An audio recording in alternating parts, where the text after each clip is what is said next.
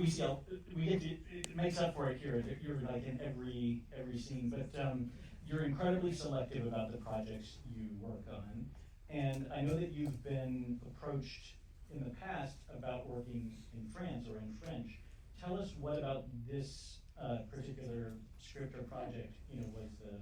Well, I've made a few films in France. When I was a kid, I did a French movie called Moi Film Good, and it wasn't very good. I did a movie with Claude Chabrol that was sort of half in English, half in French, and then I did a Jean-Pierre Jeunet movie, A Very Long Engagement, which was a tiny little part. So I've been looking for a more challenging role. But I had a bunch of boxes, a sort of a criterion what I was looking for, and it was hard to find. And since nobody on my team speaks French, occasionally, they would get something from a director that they liked, and so I had a few things like, I don't want to be first-time director because I don't feel confident enough in the language to be able to just completely fend for myself. I wanted to make sure that it wasn't as much as I love them, that it wasn't a behavior movie, that it was a real narrative movie that had momentum and that had story, and there was a twist and there a mystery that unravels. So it wasn't just like, here are some interesting people and they're behaving and then that's the movie. In your career, which of your films do you think of as behavioral roles? I have not made very many. No, but there are so many movies that I love that are like that. First thing that comes to mind is The Rider by Chloe Zhao, one of my favorite films, and a lot of French films, independent films, auteur films, are written that way, sort of, not necessarily, not story-driven, not really narrative-driven, but they're just character explorations, and then you come up with your own feelings about what happened in the film. And I'm just not that actor. I feel like I'm a better actor for a story, that I can serve a story better.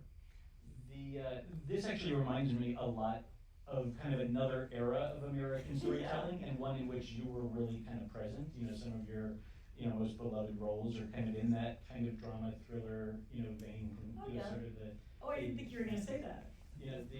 No, but I think that whether it's thinking about like The Accused or even like something like Panic Room, these movies do not. This is that's a later title maybe, but these movies don't get made in America so much anymore. Well, that's for sure. They're not getting made at all for theatrical anymore. There's a whole middle section of films that aren't being made at all anymore for theatrical that are being made on streaming if they're being made at all. So I kind of cut you off a little bit earlier, but you were saying one thing you were looking for is something where you could be, driven by the narrative, but also it has to matter what the narrative is about. So tell us why. I thought what you were going to say, first of all, was that this was a film that's kind of a bygone era, kind of like Woody Allen films, that has that have a number of genres that are kind of in one film. So it's a little bit of a thriller, but it's also a mystery, but it's also a little romantic, but it's also a comedy. But it feels to me like a Sidney Lumet or a Sidney Pollack kind of movie, where it's like, and especially there are like layers of mystery here. There's the one that is the surface one where we're trying to figure out what has happened, to the patient, but there's also things that are more philosophical mysteries about, modes of treatment and efficacy. I mean, one of the things that I like, I'm a head first person, not a heart first person. I always admire people that are heart first people, and many of them are actors.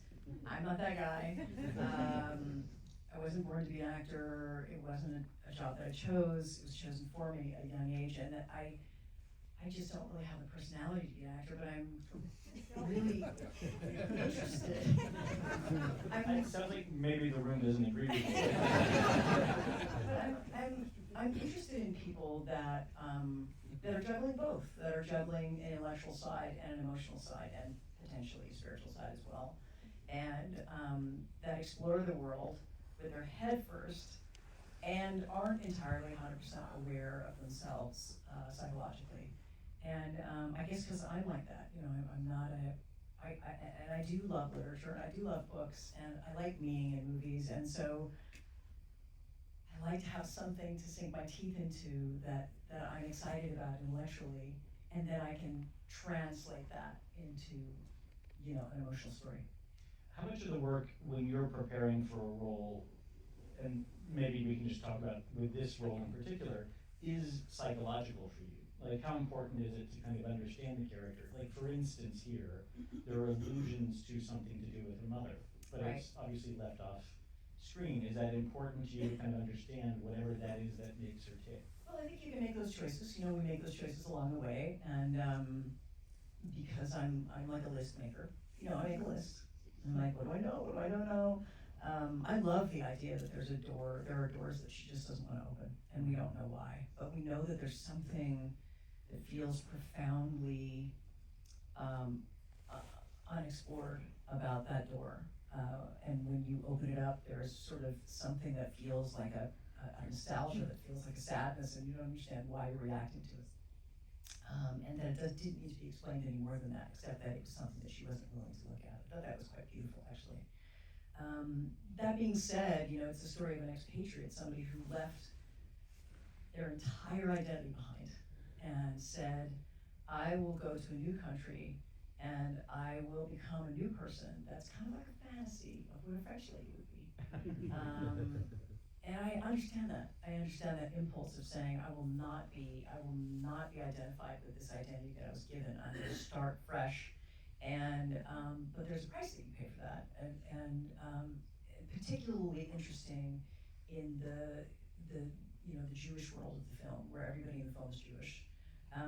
That this is a Jewish woman who came from America that didn't have any connections to World War II and to European Judaism and Shoah, and has left, you know, her world behind, and then comes to Europe, and when she goes into this internal life, you know, that's the first thing that appears, is this awareness of a kind of preceding bunch of pain that that came before her, that still is living through her body.